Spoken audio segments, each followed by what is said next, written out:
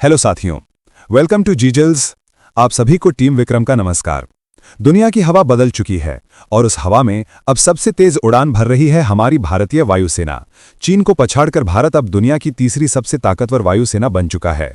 आज ब्रिटेन समेत कई देश हमारे पायलटों से ट्रेनिंग लेना चाहते हैं, हमारे जेट्स के साथ मिशन करना चाहते हैं। ये सिर्फ तारीफ नहीं बल्कि एक वैश्विक स्वीकारोक्ति है कि अमेरिका और रूस के बाद अगर कोई वायुसेना सबसे घातक, सबसे सटीक और सबसे खतरनाक है तो वो है भारत की वायुसेना। अब चलिए समझते हैं ऑपरेशन सिंदूर में जो एक तरफा जीत भारत को मिली, उसमें वायुसेना का रोल किसी फिल्मी हीरो से कम नहीं था, क्योंकि उस मिशन में भारतीय नेवी की एंट्री नहीं हुई थी। पूरा मोर्चा वायुसेना ने अकेले संभाला और पाकिस्तान के ठिकानों को इस कदर तबाह कर दिया कि उनका रडार सिस्टम तक ठप पड़ गया। आसमान में भारतीय फाइटर जेट्स की गड़गड़ाहट सुनते ही दुश्मन के होश उड़ गए। अब तो पूरी दुनिया मान चुकी है कि भारत के पास ऐसे ऐसे लड़ाकू विमान हैं जो रूस, फ्रांस और अमेरिका की तकनीक से बने हैं, लेकिन अब इन जेट्स में मेड इन इंडिया की आत्मनिर्भर चमक भी शामिल हो गई है। और यही वजह है कि दुनिया की तीसरी सबसे ताकतवर वायुसेना का दर्जा आज भारत को मिला है, जो हर एक भारतीय के लिए गर्व की बात है। अब जरा सोचिए, हमारी वायुसेना मजबूत हो चुकी है, लेकिन अब उसका असर सीमाओं से बाहर दिखने लगा है। अब जरूरत महसूस हो रही है तालिबान को। हाँ, वही तालिबान जो पाकिस्तान की नींद उड़ा चुका है। भारत अब बार बार पाकिस्तान के साथ सीधे युद्ध में नहीं उलझना चाहता। अब हमारा फोकस है जीडीपी ग्रोथ, मैन्युफैक्चरिंग और डेवलपमेंट पर। और इसलिए अब वक्त है एक नए दांव का। भारत को तालिबान को ट्रेनिंग देनी चाहिए, हथियार देने चाहिए, एयर डिफेंस सिस्टम और फाइटर जेट्स देने चाहिए। लेकिन याद रहे, ये कोई मुफ्त की मदद नहीं होगी। इसके बदले भारत अफगानिस्तान के मिनरल्स ले सकता है, वहां एयरबेस बना सकता है, लेकिन हर हथियार में किल स्विच होना जरूरी है, ताकि भारत जब चाहे उन हथियारों को निष्क्रिय कर सके। अब सुनिए असली खेल। पाकिस्तान अफगानिस्तान में बमबारी कर रहा है, और अगर भारत तालिबान को एयर डिफेंस सिस्टम दे देता है तो पाकिस्तान की हिम्मत नहीं होगी वो सीमा पार घुस सके। और जब तालिबान के पास मिसाइल और फाइटर जेट होंगे तो वो पाकिस्तान के अंदर तक जवाब दे सकेगा। इस तरह तालिबान भारत के लिए एक प्रॉक्सी आर्मी बन सकता है, जहां बिना किसी भारतीय सैनिक के भारत पाकिस्तान को घुटनों पर ला सकता है। और यह कोई कल्पना नहीं, हकीकत बनती तस्वीर है। हाल ही में तालिबान ने पाकिस्तानी सैनिकों की पैंट हवा में लहराई थी, और उसी दौरान तालिबान का विदेश मंत्री भारत में मौजूद था। यह कोई संयोग नहीं बल्कि रणनीतिक संदेश था कि अफगानिस्तान अब भारत के साथ खड़ा है। अब वक्त आ गया है कि तालिबान को पुरस्कार दिया जाए, क्योंकि जिसने पाकिस्तान को उसके ही खेल में मात दी वो अब भारत के भविष्य का रणनीतिक मोहरा बन सकता है। उधर पाकिस्तान का रक्षा मंत्री बार बार यह दावा कर रहा है कि भारत तालिबान के साथ मिलकर पाकिस्तान के खिलाफ दो फ्रंट वॉर की तैयारी कर रहा है। और अगर वो ये बोल रहा है तो शायद भारत का मास्टर प्लान यही होगा। और अगर आप चाहते हैं कि इस दो मोर्चे की जंग में पाकिस्तान के टुकड़े हो जाएं, तो तालिबान को मजबूत करना ही होगा। हालांकि सच्चाई यह है कि पाकिस्तान एक मोर्चे पर भी बुरी तरह से हार रहा है, एक फ्रंट भी उसके बस की बात नहीं रही। जब कंधार और अफगान बॉर्डर पर तालिबान के लड़कों ने पाकिस्तान की चौकियों पर कब्जा किया तो इस्लामाबाद की सैन्य नाकामी दुनिया के सामने उजागर हो गई। इसी विफलता को छुपाने के लिए पाकिस्तान बार बार भारत का नाम घसीट रहा है और कह रहा है कि तालिबान को भारत की तरफ से पूरी मदद मिल रही है। और देखिए, अगर भारत की ये मदद पर्दे के पीछे चल रही थी तो अब वो मदद खुलेआम मिलनी चाहिए। तालिबान को मान्यता देने का समय आ चुका है। भारत इस देश को मजबूत करे, लेकिन कंट्रोल हमेशा अपने पास रखे, क्योंकि तालिबान पर आंख मूंद कर भरोसा नहीं किया जा सकता। जब इमरान खान की पार्टी सत्ता में आएगी तो कहानी कुछ और हो सकती है। उस वक्त तालिबान पाकिस्तान के और करीब जा सकता है, जो भारत के लिए खतरा भी बन सकता है, क्योंकि तालिबान किसी के नियंत्रण में नहीं आता। सबने उसे काबू करने की कोशिश की है, और अब यूनाइटेड नेशंस बार बार कह रहा है कि पाकिस्तान पर हमला बंद करो, पर वो सुनने को तैयार नहीं है। कुछ घंटे के लिए सीज फायर करता है और फिर गोलाबारी शुरू कर देता है। इसलिए जो भी हथियार आप तालिबान को दें, उस पर किल स्विच लगाएं, कड़े प्रतिबंध रखें, ताकि उनका इस्तेमाल कभी भी भारत के खिलाफ किसी भी कीमत पर न हो सके। चलिए अब सुनिए, आज पाकिस्तान की आर्थिक हालत इतनी बुरी है कि ये देश भयानक आर्थिक संकट से जूझ रहा है। कभी सऊदी, कभी कतर, कभी यूएई, कभी आईएमएफ, कभी वर्ल्ड बैंक, कभी अमेरिका, कभी चीन, ये सब के दरवाजे पर कटोरा लेकर घूमता रहा, और अब वो भारत के दरवाजे पर भी पहुंच गया है। जी हां, सुनने में अजीब लगेगा पर यह सच है कि पाकिस्तान अब पैसों के लिए भारत द्वारा स्थापित बैंकों के सामने घुटने टेक चुका है, क्योंकि जिनसे वो पहले कर्ज लेता था वे अब उस पर कड़े शर्तें और करार लगाए हुए हैं, और उन सब का असर पाकिस्तान की अर्थव्यवस्था पर दिख रहा है। इसीलिए वो ब्रिक्स देशों के कदमों पर पहुंचा है। पर यहां पर उसे मदद मिलेगी या नहीं, ये अब पूरी तरह भारत पर निर्भर करेगा, क्योंकि ब्रिक्स में भारत के पास वीटो पावर है। और मुझे नहीं लगता कि भारत उसे पैसा देने की अनुमति देगा। बल्कि जब ब्रिक्स पाकिस्तान को फंड देने के लिए तैयार होंगे तो उस समय भारत अपना वीटो लगा सकता है, क्योंकि अगर पाकिस्तान को फंड मिला तो वो उसका इस्तेमाल हथियार खरीदने और भारत में आतंक फैलाने तथा तालिबान पर हमले करने में कर सकता है, जिससे अफगानिस्तान में और भारत में मासूम लोग मारे जाएंगे। और हाल ही में एक और दिलचस्प बात यह दिखी कि जब रूस एक साथ भारत और पाकिस्तान दोनों के साथ युद्धाभ्यास कर रहा था, तब पाकिस्तान में मौजूद रूसी राजदूत को कश्मीर मुद्दे पर सवाल पूछा गया तो उन्होंने दुनिया को चौंकाते हुए पाकिस्तान को मुंहतोड़ जवाब दिया।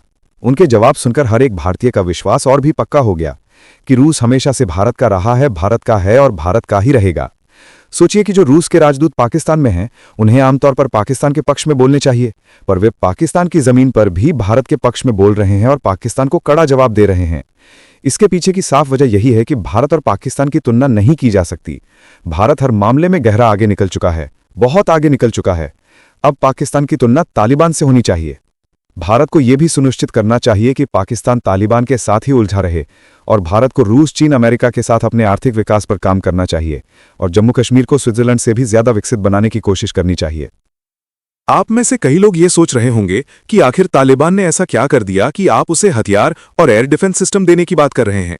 तो देखिए, आप सबको 1971 की वो घटना याद होगी जब भारत और रूस ने मिलकर अमेरिका, ब्रिटेन और पाकिस्तान को हराया था और पाकिस्तान के 93,000 से ज्यादा सैनिकों को पैंट खोलने पर मजबूर कर दिया था।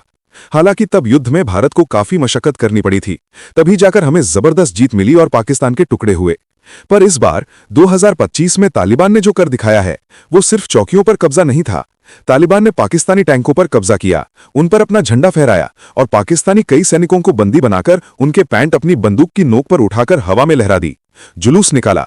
ये पूरी तरह हर एक भारतीय के लिए 1971 की याद ताजा करने वाली घटना है, जब भारतीय सेना ने पाकिस्तानी सेना को पूरी तरह नाकाम कर दिया था। देखिए, अगर तालिबान आपके लिए इतना कर सकता है तो कम से कम आप उसे मजबूत बनाने की कोशिश तो करेंगे। जब भारत और पाकिस्तान के बीच युद्ध होता है तो कहीं ना कहीं से सऊदी, चीन, अमेरिका एंट्री कर लेते हैं और इससे भारत के रिश्ते इन सभी महान देशों के साथ बिगड़ने लगते हैं। पर जब तालिबान इस्लामाबाद पर हमला करेगा तो पाकिस्तान के पास कोई रास्ता नहीं रहेगा, क्योंकि तालिबान किसी की बात नहीं सुनता। आप सबने मीडिया में सुना होगा कि इस वक्त पाकिस्तान और अफगानिस्तान बॉर्डर पर सीज फायर चल रहा है, लेकिन सच्चाई यह है कि पाकिस्तान के अंदर घुसकर तालिबान के हमले जारी हैं। और हाल ही में एक ऐसा आत्मघाती हमला हुआ जिसमें बड़ी गाड़ी पाकिस्तानी सेना के कैंप में घुसी, ब्लास्ट हुआ और मौके पर ही कई पाकिस्तानी सैनिक मारे गए। बताया जा रहा है कि तालिबान ने किसी हद तक पुलवामा जैसे हमले का बदला लिया है। ऐसा लगता है कि अजीत डोभाल साहब तालिबान के रास्ते पाकिस्तान को सबक सिखा रहे हैं। आगे हम जानेंगे कि तालिबान के बढ़ते आतंक के कारण पाकिस्तान इस वक्त दुनिया का दूसरा सबसे असुरक्षित देश कैसे बन गया है। और अगर आप जानते हैं कि दुनिया का सबसे असुरक्षित देश कौन है तो उसका नाम नीचे कमेंट में बता सकते हैं। हालांकि वीडियो में आगे हम उसका नाम बताएंगे। सोचिए, एक ओर जहां भारत की वायुसेना दुनिया की तीसरी सबसे ताकतवर वायुसेना बन गई है, वहीं दूसरी ओर पाकिस्तान दुनिया का दूसरा सबसे असुरक्षित देश बन गया। और यही कारण है कि पीओके के लोग अब वहां से टूटकर भारत में शामिल होना चाहते हैं और बलूचिस्तान के लोग भारत की मदद से खुद को आजाद करना चाहते हैं। उधर खैबर पख्तूनख्वा के लोग भी इशारों इशारों में भारत से मदद की उम्मीद लगाते हैं ताकि वो पाकिस्तान से आजाद हो सकें, और उन्हें तालिबान बम्पर समर्थन दे रहा है। तो चलिए इन सभी खबरों को जानते हैं बेहद विस्तार से, आसान भाषा में। सबसे पहले जानते हैं कि भारत ने कैसे चीन को पछाड़कर दुनिया की तीसरी सबसे ताकतवर वायुसेना का ताज हासिल किया। तो बात यह है कि भारत ने इस बार इतिहास रच दिया है, जब world directory of modern military aircraft की रैंकिंग में उसने चीन को पीछे छोड़कर तीसरा स्थान अपने नाम कर लिया। ये कोई मामूली उपलब्धि नहीं, बल्कि एशिया के शक्ति संतुलन में भारत के उभार की सबसे बड़ी निशानी है। अब दुनिया की वायुसेनाओं की सूची में सबसे ऊपर अमेरिका है, दूसरे नंबर पर रूस और तीसरे स्थान पर भारत। चीन चौथे पायदान पर खिसक गया है। यह बदलाव सिर्फ आंकड़ों का खेल नहीं, बल्कि भारत के सामरिक आत्मविश्वास और तकनीकी क्षमता का प्रमाण है। वायुसेना की ताकत अब केवल विमानों की गिनती से नहीं, बल्कि उसकी मारक क्षमता, ऑपरेशनल तैयारी और सामरिक संतुलन से तय होती है। और भारत ने इन सभी क्षेत्रों में जबरदस्त छलांग लगाई है। यही कारण है कि जिस ब्रिटेन के रिटायर्ड पायलटों को चीन पैसे देकर अपने यहां ट्रेनिंग के लिए रखता है, अब उसी ब्रिटेन को भारतीय वायुसेना ट्रेनिंग देने जा रही है।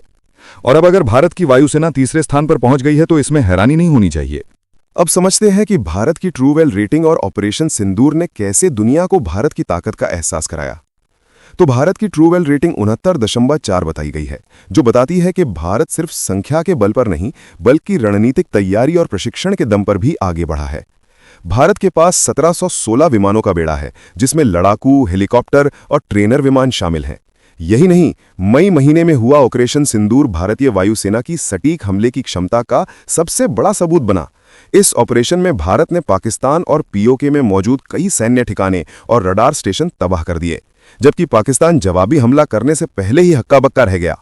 यह साबित करता है कि भारत की वायुसेना अब किसी भी परिस्थिति में निर्णायक जवाब देने के लिए तैयार है।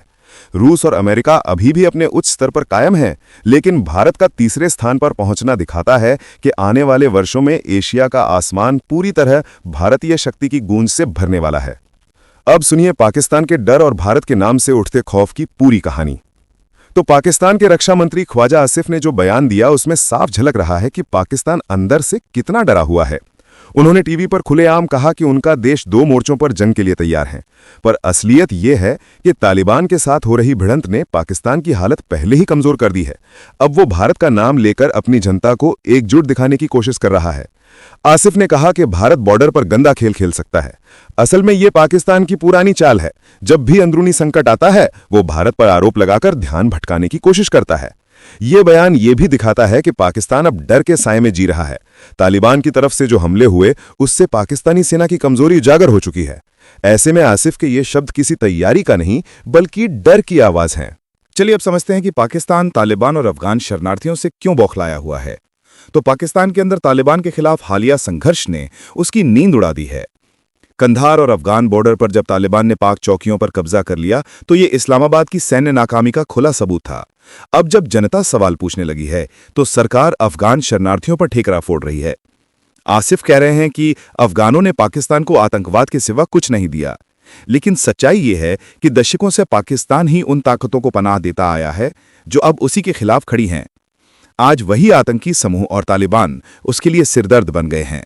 इसलिए पाकिस्तान अफगानियों को निकालने की बात कर रहा है, ताकि अपनी नाकामी छुपा सके। ये सब दिखाता है कि पाकिस्तान के भीतर डर, गुस्सा और अविश्वास की राजनीति कितनी गहरी जड़ें जमा चुकी है।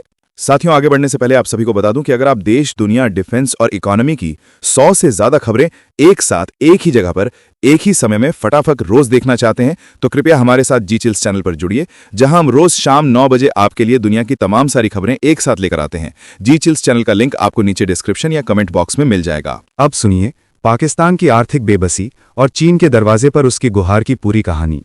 तो पाकिस्तान इस समय अपनी सबसे भयावह आर्थिक हालत से गुजर रहा है। उसके पास ना विदेशी मुद्रा का भंडार बचा है, ना विकास के लिए फंड। यही कारण है कि उसने अब ब्रिक्स देशों द्वारा बनाए गए न्यू डेवलपमेंट बैंक यानी एनडीबी की सदस्यता मांगनी शुरू कर दी है। यह वही बैंक है जिसे भारत, ब्राजील, रूस, चीन और दक्षिण अफ्रीका ने मिलकर बनाया था, ताकि विकासशील देशों को वित्तीय मदद मिल सके। पाकिस्तान के वित्त मंत्री मोहम्मद औरंगजेब वॉशिंगटन पहुंचे और उन्होंने चीन के उप वित्त मंत्री लियाओ मिन से मुलाकात कर कहा कि चीन उसे एनडीबी में शामिल करवाने के लिए मदद करे।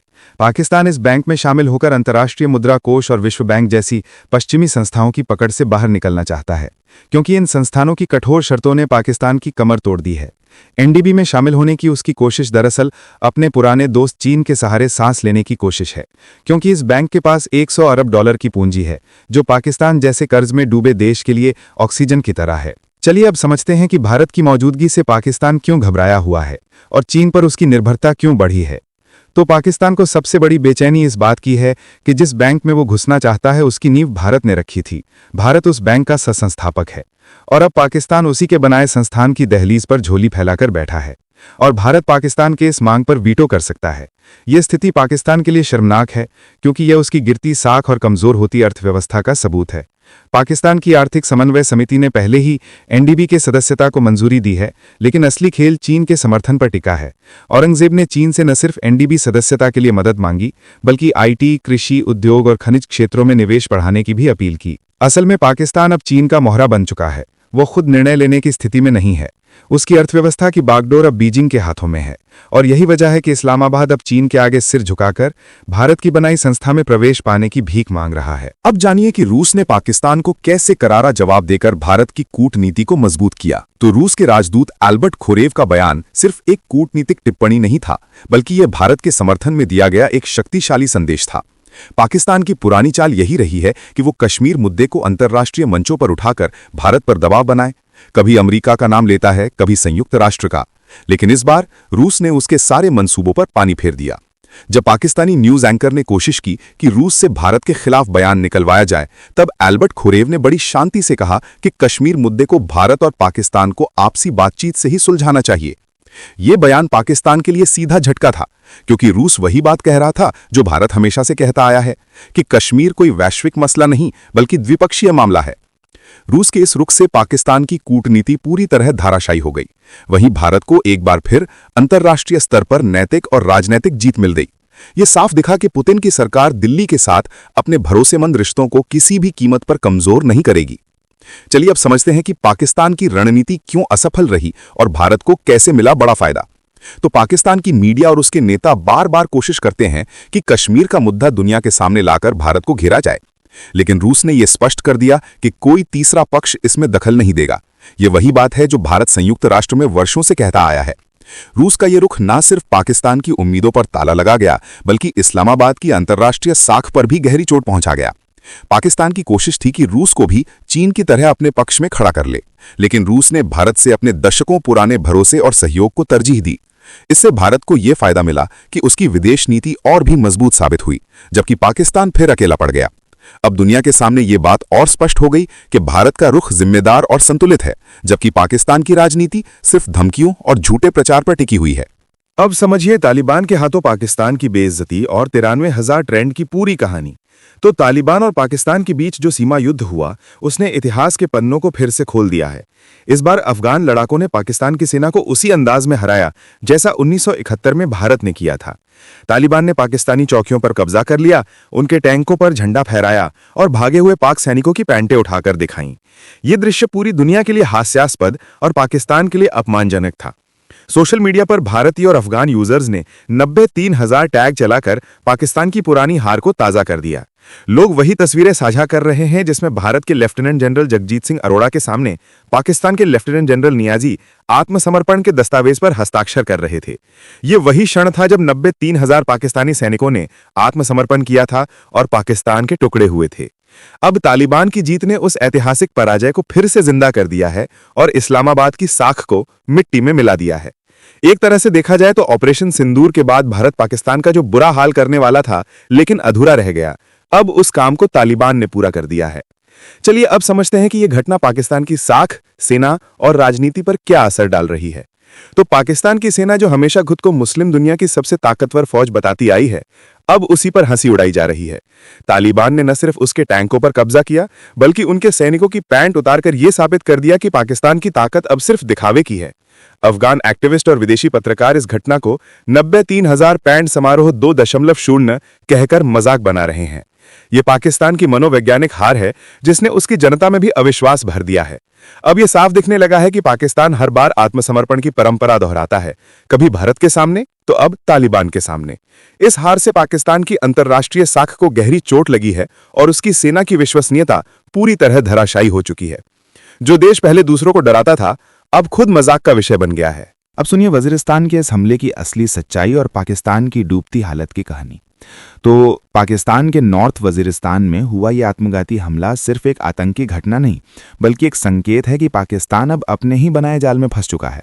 ये वही इलाका है जहां कभी पाकिस्तान ने खुद तालिबान को पनाह दी थी और आज वही तालिबान उसके सैनिकों को निशाना बनाना है।